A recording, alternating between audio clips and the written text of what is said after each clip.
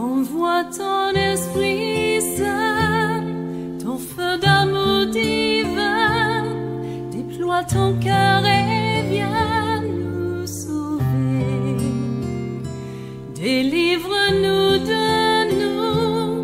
délivre-nous de tout ce qui refuse en nous de t'aimer.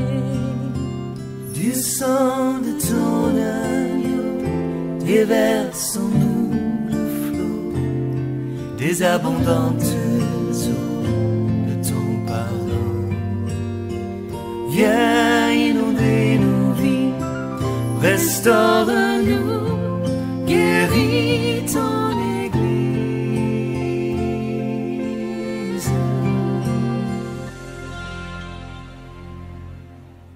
Alléluia.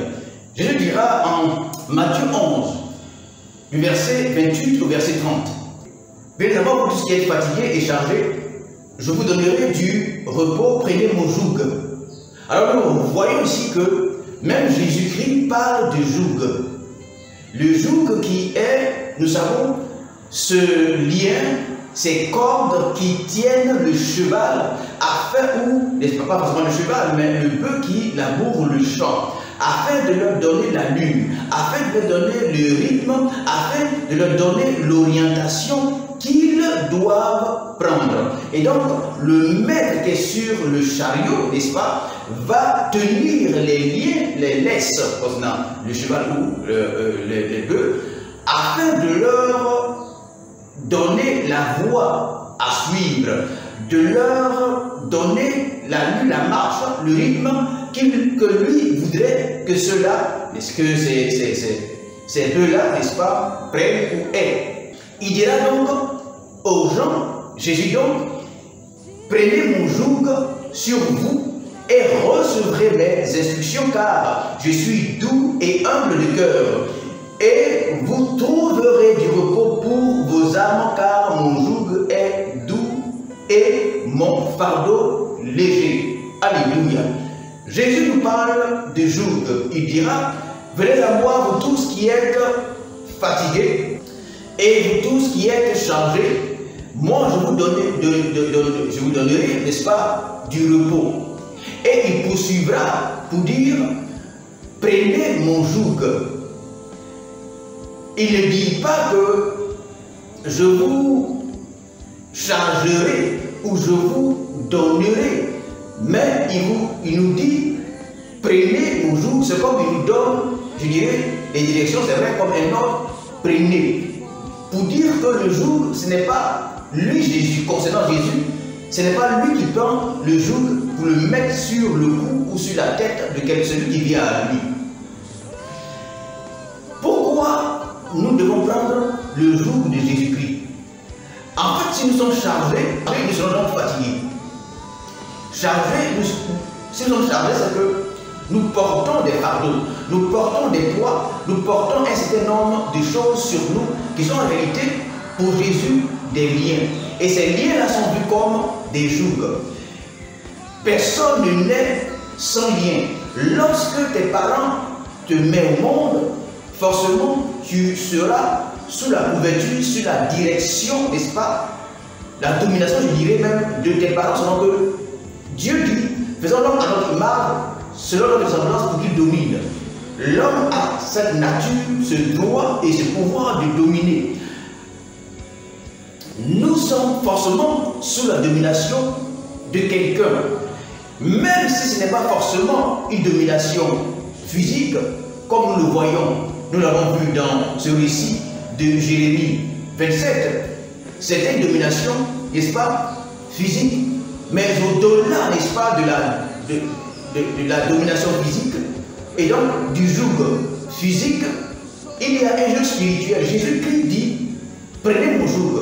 Le joug donc de Jésus-Christ n'est pas forcément un joug physique, mais un joug spirituel. Pour dire que nous pouvons être sujets de joug soit naturels, et les jougs naturels sont des jougs souvent politiques à travers des accords qui sont des alliances entre personnes ou entre nations.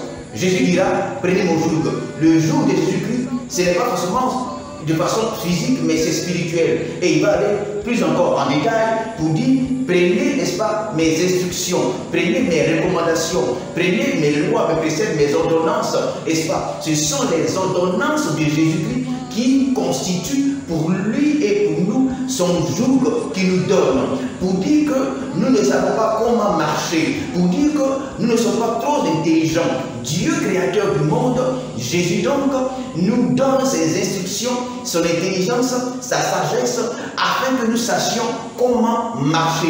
Il dit donc, si tu viens à lui, accepte de ne pas marcher selon toi, mais accepte de marcher selon lui, dans l'obéissance à ses instructions, dans l'obéissance à la voix qu'il te donnera, dans l'obéissance aux instructions qu'il te donnera. Viens, c'est vrai, à lui, si tu es fatigué, si tu es chargé, mais il te donnera sa parole, il te donnera sa loi, il te donnera ses prescriptions, ses principes, ses règles, afin que tu marches selon elles. Et donc ces règles se caractérisent, n'est-ce pas, par son joug, pour dire que aucun homme ne vit sur cette terre sans joug. Quand Jésus dit, venez à moi, je vous donnerai le repos, prenez mon joug, c'est-à-dire tu viens à Jésus-Christ avec ton joug.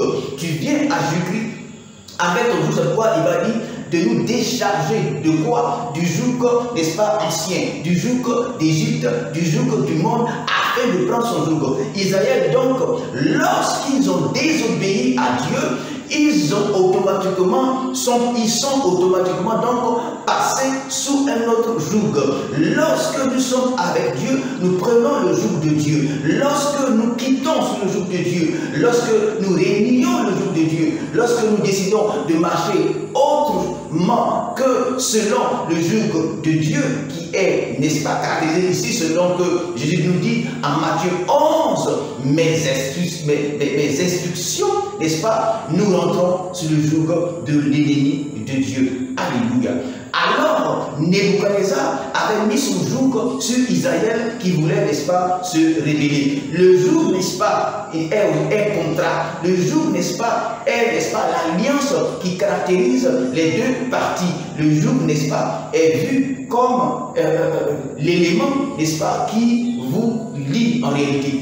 Aucun homme ne vit sans joug. Aucun homme ne vit sans joug. Soit tu es sous le joug du diable ou tu es sous le joug de Dieu. Et je dis que le joug sont les instructions. C'est la volonté à obéir à un contrat, la volonté à obéir à un accord, la volonté à obéir à un engagement qu'on a pris avec donc l'autre. Il faut savoir que lorsque nous vivons forcément entre ces deux parties, celui qui a le joug et celui qui donne et maintient son joug, il y a un plus faible et un plus fort. C'est forcément celui qui est plus fort qui met son joug sur l'autre. Alors ici, Nebuchadnezzar était donc le plus fort qui a mis donc son joug sur Israël, qui s'est révolté contre le joug du puissant, du colonisateur, du dominateur Nebuchadnezzar, comme nous voyons en Afrique, et nous savons très bien comment est-ce que cela finit. Nous allons encore prendre un autre chapitre pour mieux expliquer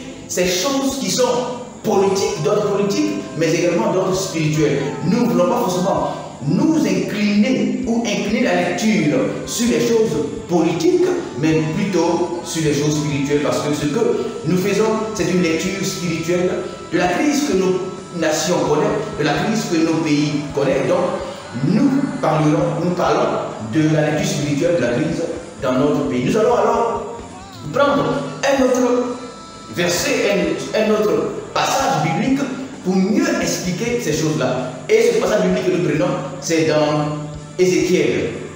Ézéchiel 17. Comme nous l'avons dit la dernière fois, il faut comprendre que Ézéchiel va parler de la même situation. Ézéchiel donc parlera de la même situation, politique et spirituelle. Politico-spirituelle, n'est-ce pas? Et donc, avant que nous parlions d'Ézéchiel, nous étions, n'est-ce pas, dans Jérémie 27. Jérémie a parlé de la même situation. Et nous avons dit que souvent nous avons des pasteurs qui ont des doctrines qui disent, des pasteurs, bon, dans l'Église, souvent ces pasteurs-là, comme nous disons, c'est le courant, Barnabas, Kakou, Philippe, Gédéon, Aboudio, Gédéon, c'est la même chose. et d'autres, n'est-ce pas, qui, pour une raison ou bon, plusieurs raisons, qui disent que, le premier a dit c'est à Branham, pour dire que lorsque lui vit, pendant que lui vit, Dieu ne peut pas avoir un prophète comme lui. Et donc ils ont développé une doctrine sur cette base-là. Pour dire que c'est cette personne-là qu'ils appellent le prophète du temps. Voilà, le prophète du temps. Pour eux, tant que cette personne dit, c'est celui qui prône, manifeste réellement cela aujourd'hui pleinement, c'est Capo Philippe. C'est lui, selon ses adeptes, le prophète du temps.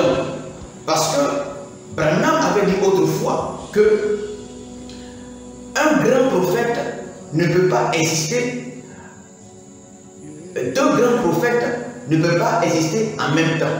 Mais ce n'est pas vrai. Ce n'est pas vrai.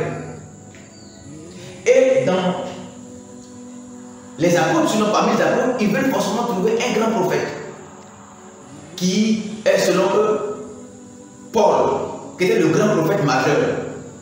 Ce sont des élucubrations, des erreurs d'interprétation. Et maintenant, je profite pour, n'est-ce pas, prouver à travers cette histoire que Jérémie et Ézéchiel étaient contemporains parce qu'ils parlent de la même situation, de la même chose. Ils sont au temps, n'est-ce pas, d'Ananias, au temps de Babylone, et nous, selon l'histoire, les contextes, Jérémie donc va dire à ses contemporains, aux rois, aux magistrats, à ceux, aux prophètes qui sont avec le roi, autour du roi, de ne pas combattre, de se soumettre. Or, tout le peuple, n'est-ce pas, veut combattre avec le roi.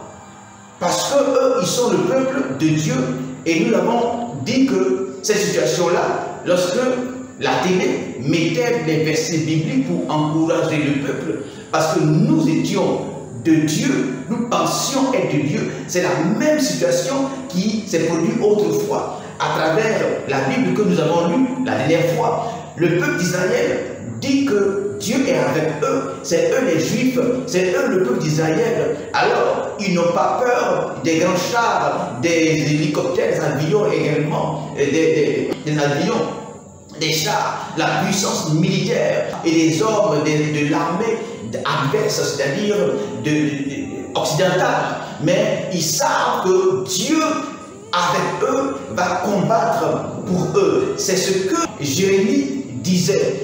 Alors Jérémie était regardé comme un prophète qui décourageait les autres pour certains, ou comme un espion de Nebuchadnezzar, afin de désarmer, afin de décourager, afin d'empêcher Israël de combattre avec Dieu, n'est-ce pas, Nebuchadnezzar. Il y avait donc deux lectures différentes des choses. Et c'est ce que nous avons vécu dans cette nation.